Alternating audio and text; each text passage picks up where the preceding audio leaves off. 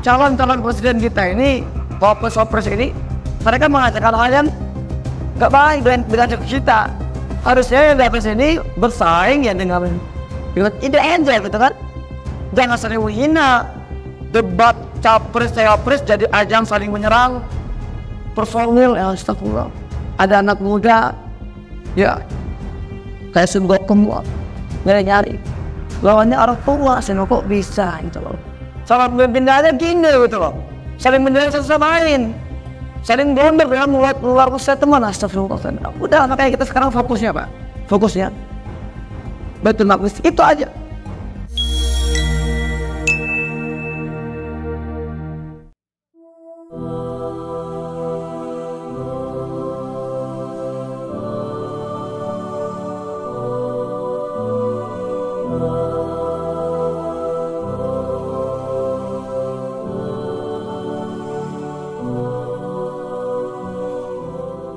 Bismillahirrahmanirrahim. Assalamualaikum warahmatullahi wabarakatuh. 3 bulan lebih tepatnya ini sudah hari ke-115 genosida Israel ke Gaza belum juga usai. Anak-anak dan wanita hari ke hari terus menjadi korban sasaran mereka, korban pembantaian mereka. Ketika kebiadaban ini terus berlangsung konsisten, ketika genosida ini tidak juga berhenti, maka kita sebagai umat Islam, sebagai manusia, kita punya kewajiban untuk melanjutkan perjuangan kita, membantu warga Gaza, meringankan beban mereka, terutama ketika mereka sedang menghadapi krisis hari ini, di mana bencana kelaparan semakin parah dan musim dingin juga ikut melanda.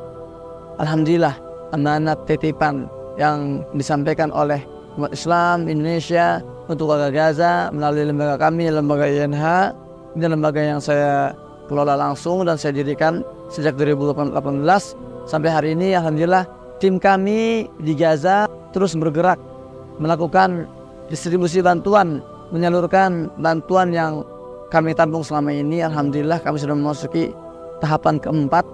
Setelah sebelumnya kita bagikan dalam bentuk kupon belanja, kemudian makanan siap saji, kemudian logistik pangan, dan kali ini tim kami terus bergerak membagikan ribuan karung tepung gandum, yang mana tepung gandum ini adalah material utama untuk mereka membuat makanan pokok mereka, yaitu roti.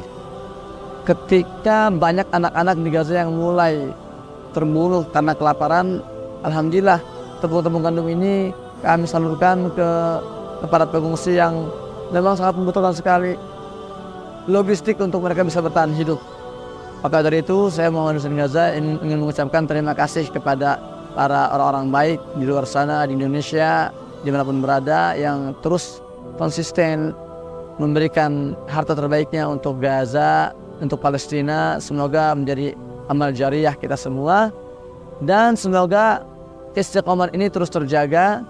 Dan bagi yang ingin berkontribusi, ingin ikut berperan, mengambil andil dalam bantuan ini, kami masih membuka peluang open donasi. Silahkan melalui akun rekening lembaga INH di Bank BSI dengan nomor 7120520355, atau di BCA di nomor rekening berikut ini 40630111137. Bagi yang sudah transfer, silahkan kirim bukti transfernya ke nomor WhatsApp berikut +628731111336. Semoga menjadi amal jihad kita semua. Assalamualaikum warahmatullahi wabarakatuh.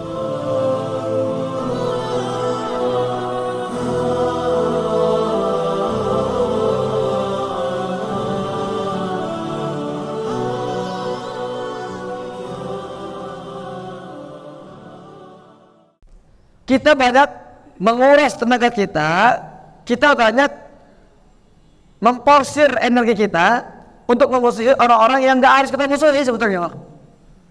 Kita semua muslim nih, cuma beda mazhab, musuhan. Satu mazhab, beda ormas, musuhan lagi. Iya kan, ormas NU Muhammadiyah, musuhan. Beda satu ormas, ya, beda partai politik, musuhan lagi. Beda sekarang satu partai politik, beda calon pimpinan, musuhan lagi. Terus aja Sampai udah satu pimpinan, satu parpol, satu mazhab, beda klub sepak bola, pimpin musuhan lagi. Astagfirullah. Jadi kita gampang sekali ya memusuhi sesama kita. Makanya saya ini kalau ada yang menggunjing, kalau ada yang istilahnya apa, nyinyir gitu ya, ada yang fitnah. Saya sederhana. Inilah orang muslim, nggak perlu kita ladenin. Mungkin dia khilaf, kita aja. Ini mah tetangga saya ini mah.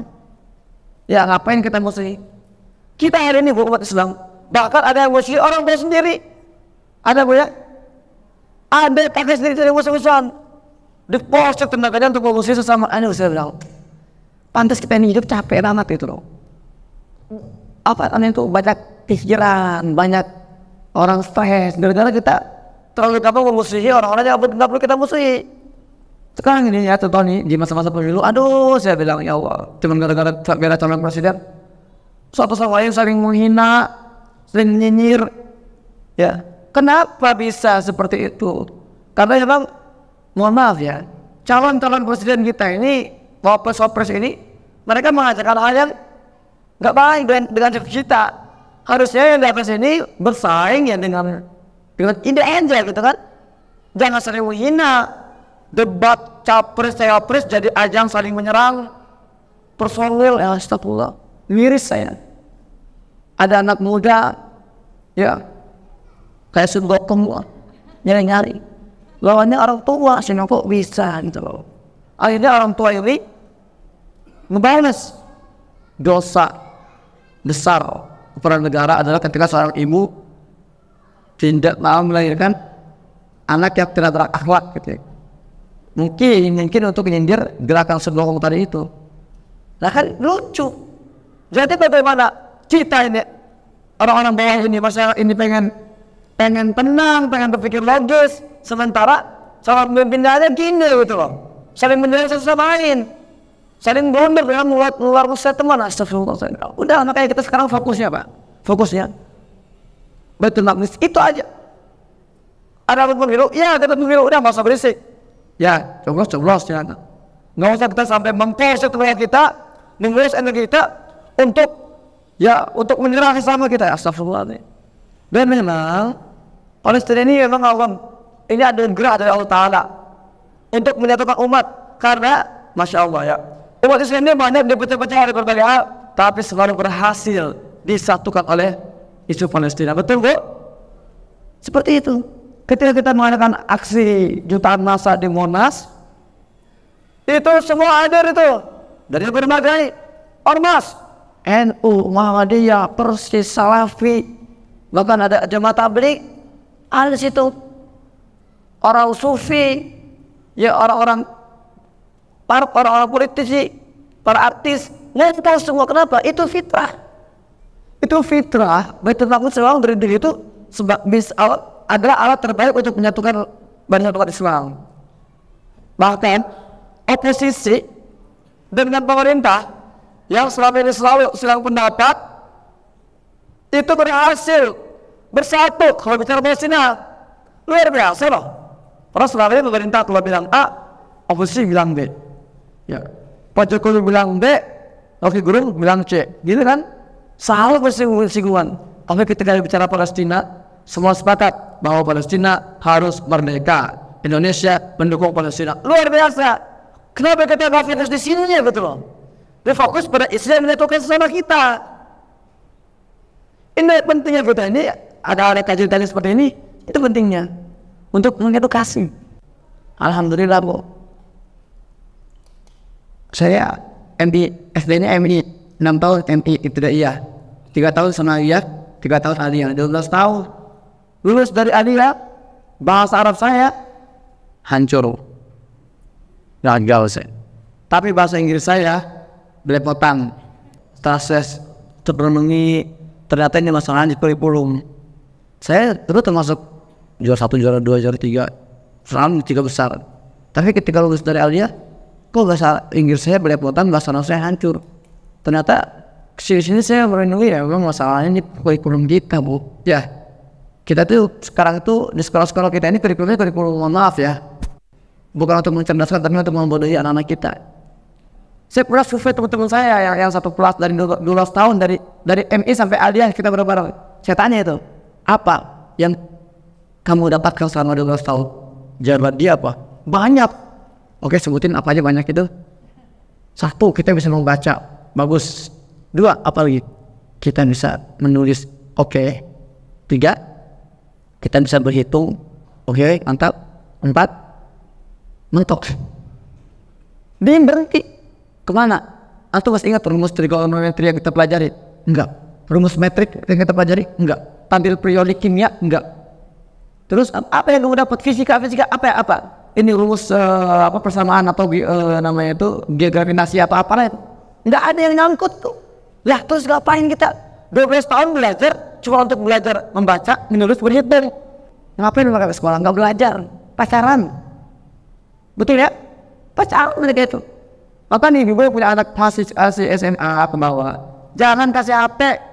Nggak apa-apa marah, nggak apa-apa teriak-teriak, lebih baik daripada hancur masa depannya itu.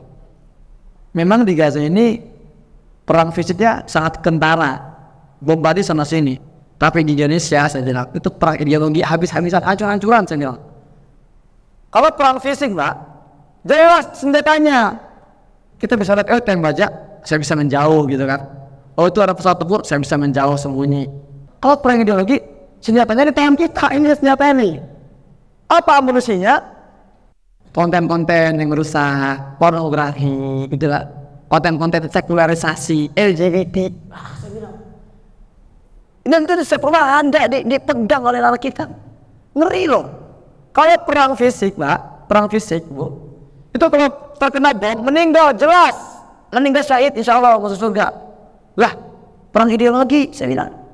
Anak itu kalau terkena senjata amunisi serangan ideologi, nggak mati, hidup, tapi dia berjalan tanpa ambisi, nggak punya tujuan, pusing dia. Jadi kayak zombie gitu, ya kan? Jalan nggak punya tujuan. Kalau perang fisik, korbannya meninggal, jelas dimakamkan. Kalau perang ideologi, korbannya nggak meninggal, rusak dan merusak yang lain. Perang apa isinya kan? Ideologi sekuler, komunis, liberal, westernisasi, LGBT. Aduh, saya bilang ngeri. Anak kita ini usia 6 tahun sampai usia 15 tahun, fokus Al-Quran aja. Bagaimana dia baca Al-Quran yang bagus dan benar, tajwidnya bagus. Kalau nanti dia nikah, bisa jadi imam buat istri dan anaknya. Itu loh, hafalannya banyakin, anak sorof belajarin. Kalau saudara dia punya kecenderungan untuk belajar kedokteran, kimia, fisika, lanjutin ketika masa-masa kuliah. Itu. Nah intinya saya lulus, saya merasa blank, tapi saya nggak putus asa. Saya bilang gini, kalau saya dikirim ke Gaza, saya tetap khusus sama Allah ya. Saya bilang Allah pasti kirim saya ke Gaza gitu. Saya bilang kalau saya ada dikirim ke Gaza, paling enggak saya harus memiliki kemampuan untuk mengolah informasi, kemampuan komunikasi, biar saya bisa bermanfaat di sana kan. Akhirnya saya memilih untuk kuliah jurnalistik. Itu harusnya Pak 4 tahun programnya S1 jurnalistik. Tapi saya 1,5 tahun selesai, alhamdulillah. Bagi saya apa sih kuliah lama-lama 4 tahun ya, nunggu ijazah gitu. Yang penting menurut saya dapat basicnya, dasarnya, prinsip dasarnya, tinggal saya kembangkan. Mau lama-lama 4 tahun saya bilang. Tapi bukan artinya saya berhenti karena saya malas atau nganggur, enggak. Kali itu ada satu pondok pesantren di Jawa Tengah, di Meranggen, Demak, pada pesantren Nausorof. Di situ mempelajari Nausorof, ilmu alat, ilmu mantik, ilmu balaghah. Ini adalah ilmu dasar untuk kita memahami Al-Quran. Penting banget ini. Al-Quran ini kan pedoman kita nih. Semua sepakat ya, Al-Quran pedoman kita, tapi kita malas pelajarinya. Maunya baca pertemuan agama aja. Kita bisa loh sebetulnya. Allah itu sudah memudahkan. Allah sudah benar Quran dan zikir. Allah sudah jelas. Kami mudahkan dari Al-Quran itu, tapi kok banyak yang nggak mau belajar gitu. Akhirnya saya tinggalin untuk kampus saya naik kereta nyampe Jawa Tengah. Mondok di situ. Ya Allah, nikmat sekali.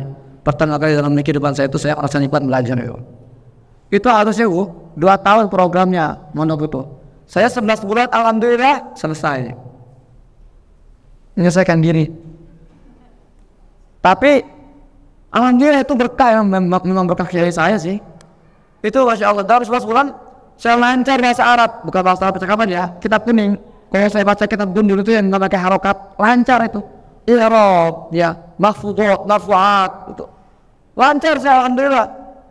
Bahkan ketika saya kuliah di Gaza, itu saya kuliah di kampus namanya Universitas Islam Gaza. Itu kampus ternama nomor 1 di Gaza, megah dan luar biasa, fakultasnya tinggi. Di semester pertama ada mata kuliah namanya An-Nahwu Al-Arabi. Dari 100 lebih mahasiswa yang hadir bersama saya di ruang kuliah, ketika ujian semester nggak ada yang dapat nilai sempurna kecuali 2 orang, di antaranya Muhammad Hussein dari Indonesia. Itu buah dari mondok 11 bulan di Meranggen itu. Tapi setelah saya mondok di Meranggen, sudah saya mahir kitab kuning, saya baru tahu ternyata enggak semua yang jago kitab kuning itu pintar bahasa Arab percakapan. Itu saja ya? Iya, banyak orang jago kitab kuning tapi dia bisa bahasa percakapan, bahasa Arab percakapan itu lemah. Akhirnya saya mondok di Megamendung Bogor. Itu pondoknya Ustaz Bakhtiar Nasir itu. Alhamdulillah di situ saya belajar ilmu syar'i, ngafal Al-Quran lagi, dan saya juga di situ belajar bahasa Arab percakapan di situ. Itu harusnya 4 tahun programnya, 2 tahun selesai saya alhamdulillah menyelesaikan diri. Yang ngapain sih mondok lama-lama gitu ya. Serius, saya kuliah itu nggak pernah berpikir entar saya dapat ijazah terus saya bisa kerja, saya bisa ngajar apa enggak. Bagi saya semua skill yang saya persiapkan itu bagian untuk saya berjihad di Palestina, saya punya skill itu untuk bisa survive.